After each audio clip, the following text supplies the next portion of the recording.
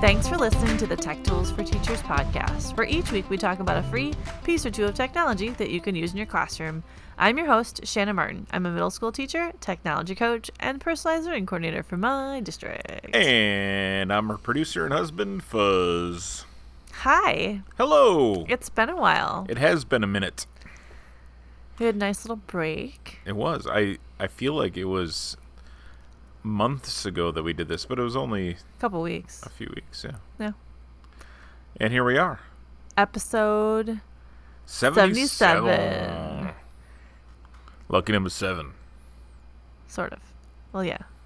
7. But yeah, it's a new year. 7. We're in 2021 now. Yep. Got some new tools. We do. They're so fun. I mean, we don't have any new tools for the podcast. We just have new tools on the podcast. We haven't bought like any cool new tools for podcasting.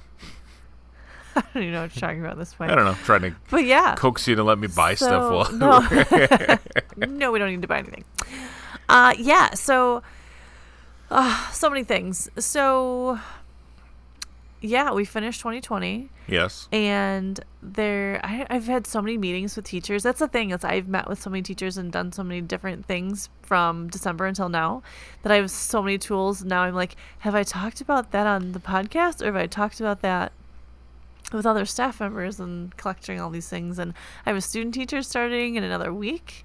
Yeah. And she'll be like jumping in and teaching with me, and there's just so many fun things going on.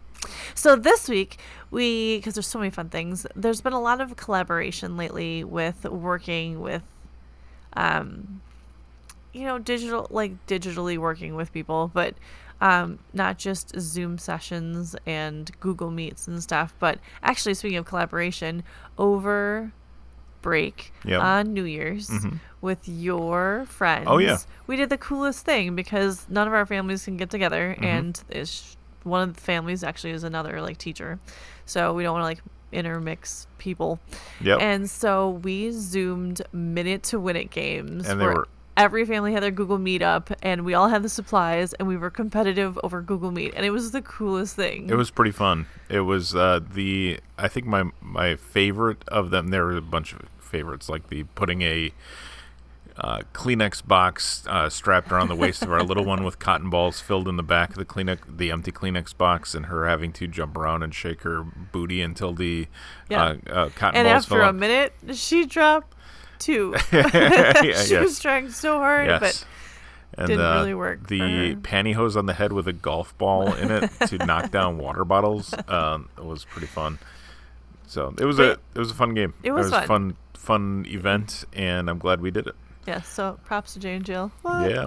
But anyway, so collaboration, like digitally, however you can do it now, I think we're finding new ways, and you gotta keep it fun. So this week, it's like fun things, very useful in your classroom, but also very like engaging. Mm-hmm. And the first one is Yo Teach. Yo Teach. Collaborate. Collaboration. I was waiting for you to sing the Vanilla Ice song because we are so cold down here in the basement at the moment. It's so cold today. We're both wrapped in blankets. I wanted to say ice is back.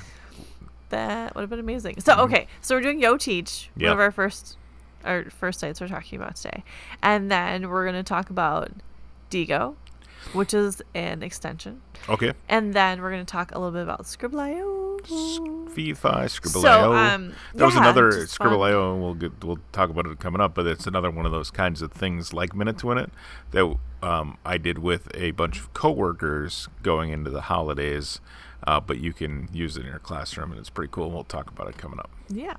Yay. So our first one, Yo Teach. Yo Teach. It's been around, not like a super long time, but it's been out there because I feel like everyone's always trying to find a back channel for chat, and they keep like coming and going, like, oh cool, I found another one, and then it goes away, and then you're like, oh cool, I found another one, and then that one goes away. So Yo Teach has been there for a while, but it's super fun, and people used to use like Today's Meet, and they even have it on their site, like the new alternative to Today's Meet, where you could have your back channel chat. So Yo Teach is very easy to set up. You can have your own teacher account, and you can set up your own rooms, or you can just literally create a back channel really quick, and like you and I were messing around with this earlier, but you just go to create your room as a teacher on their homepage, which is really easy to do. And then you create your little password for people to enter. So if you have students entering your chat, and then it creates like a back channel chat. So if you want to have conversations, but also if you're doing virtual teaching or you've got kids in school and kids at home, what's kind of cool is this way kids can really interact easily with one another. You could even have this chat up on, say, your screen in your classroom, or if you are, if you switch to present mode, like if you're in Google Meet, you can have this up and people can be watching conversation, having conversation. But what I really like about this one is not only can you chat back and forth, but you have other options. So you can upload photos, and then I like that they have like a whiteboard option. So while you're chatting, if you click on, there's like a little square, like the chat on the right hand side. You click the little square that looks like a little pencil on it, and you like they have it. You title everything around here, and you title it. It takes you to a whiteboard space where you can draw and you can type and you can interact with one another and have conversations or explain things or draw things out, and everyone can be on the same screen at the same time collaborating with one another. So it's a really great way where if you're explaining math or you're drawing diagrams, or I do these horrible pictures when I'm trying to talk to the students and explain, like, this bridge looks like this, and they're like, what are you talking about? And I start drawing stick figures and like, oh yeah, that totally makes sense. And I don't know if they actually believe me or if they're just like, stop drawing, please stop drawing.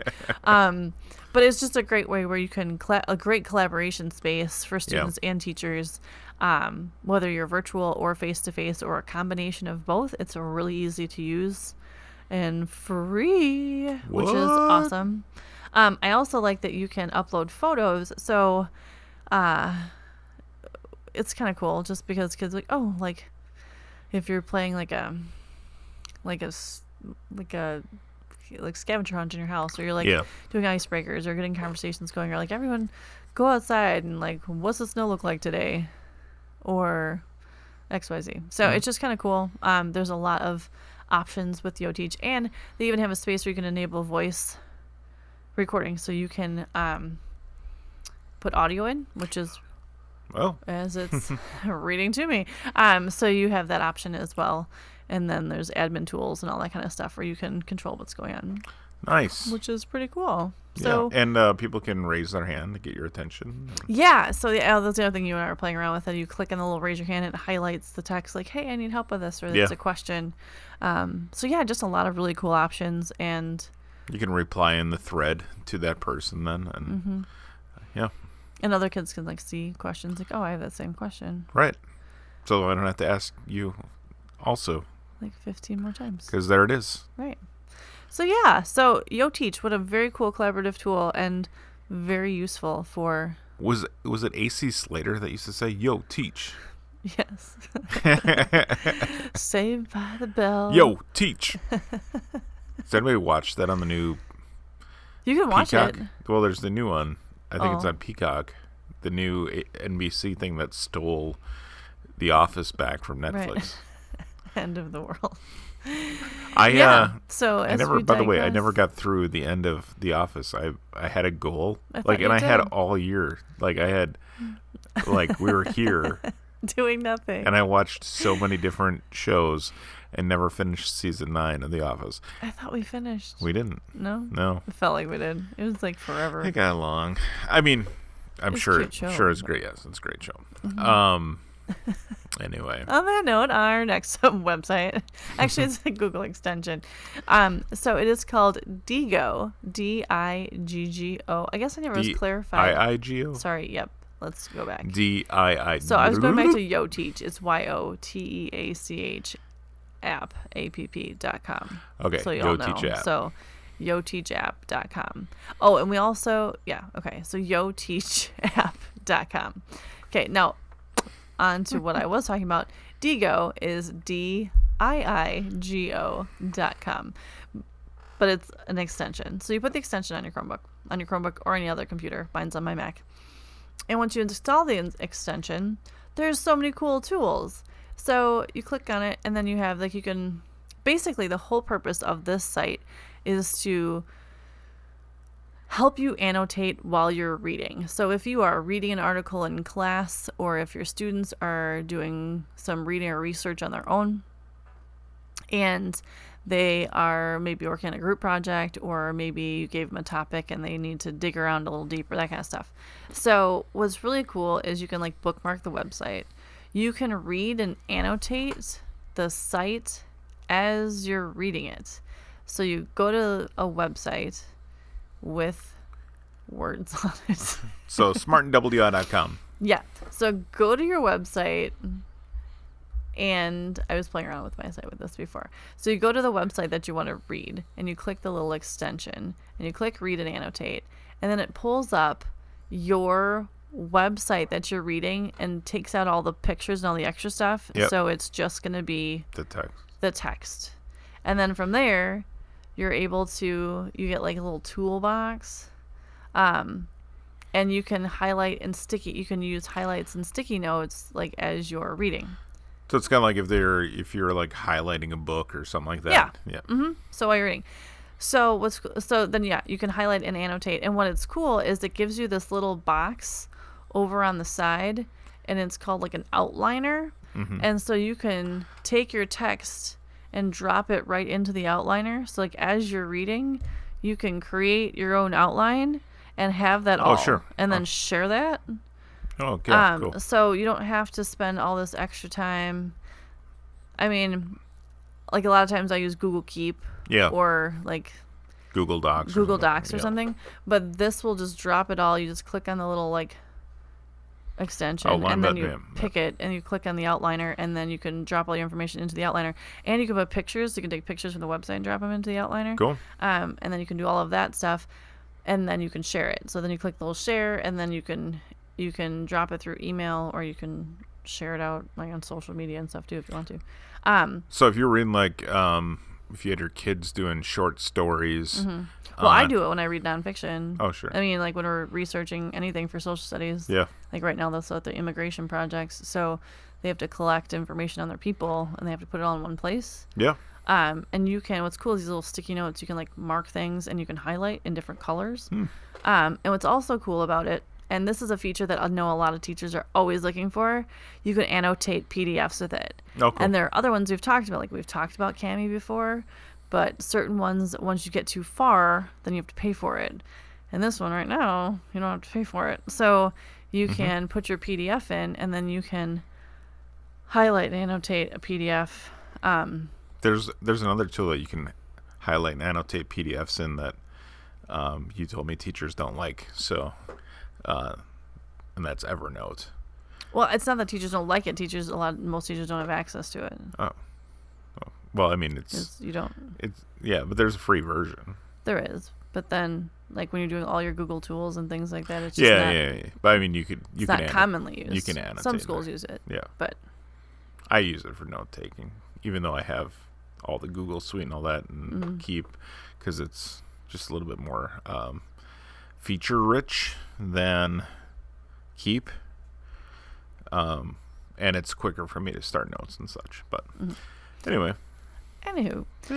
But with this one, you're able to annotate PDFs, and all your tools are right there, and then you can just share it out with your students. Or students can be annotating their articles, and then they just share it right to you or drop it to your classroom. So you don't have to have that weird, like, I don't know where to put it once it's done. Yep. You can just email it, share it, delete it, download it. Like, it's all right there. So Digo. Very cool. You can also annotate screenshots, and there's just a lot of options with it. So a lot of tools and options all right there, which is really cool. Yeah, so, and again, it's a Chrome extension. It's a Chrome extension. Yep. Diigo. Correct. Digo. Tiddy. Yeah, and it also houses all your stuff too in a little library, so you can like keep all your things together too, which is cool. Nice. So yeah, check it out.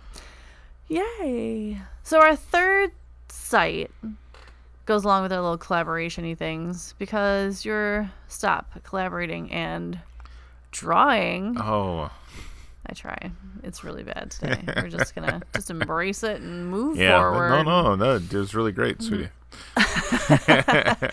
So Scribble.io. Yes. It's a fun little collaborative drawing site. It is. It's kind of like Pictionary online. It is like It is Pictionary. Pictionary. It's Pictionary. So, They have and well, you've done it with your coworkers, and right. like from a teacher-student perspective, it's a little different than your experience with it. Right. So you have to do a few things to It's start. One. skribbl.io, Yes. by the way. So weird. Scribbly.io. Yeah. But there's But no without like E. the E on the yeah, end of so it's Scribble. skribbl period Yeah. I-O. Yeah. So Yeah. now, one thing is you can only have, I believe it's 8 people play. I thought it was 12. It but may be 12. Maybe it's you 12. can't, unless you have a really small class, basically. But so you're going to have to do separate groups if you're going to do this. 1. 2, you have to create a private room to do this in. You don't want your students going into the public rooms, because I hadn't experienced this until I was showing Shanna tonight how to use it, and we were playing in a public room, and of course there were inappropriate things happening. What's interesting though, so I did actually start opening this up with one of my students before break. Yeah. And I was getting it all set up, because what is cool is you can load in the words. Yeah. So I was loading in vocabulary that applied like things that we were learning about. Right. So when you create your own room, you can put in your own vocabulary or your own game, basically, Yes. for the students to play. Yeah, and that's what we did for right before the holidays. We did that with one of my work groups at work. We had loaded in like holiday themed stuff, so like icicles and or it was like, I don't know, Snowflake. yeah, Wreath. exactly, all Yeah. those things.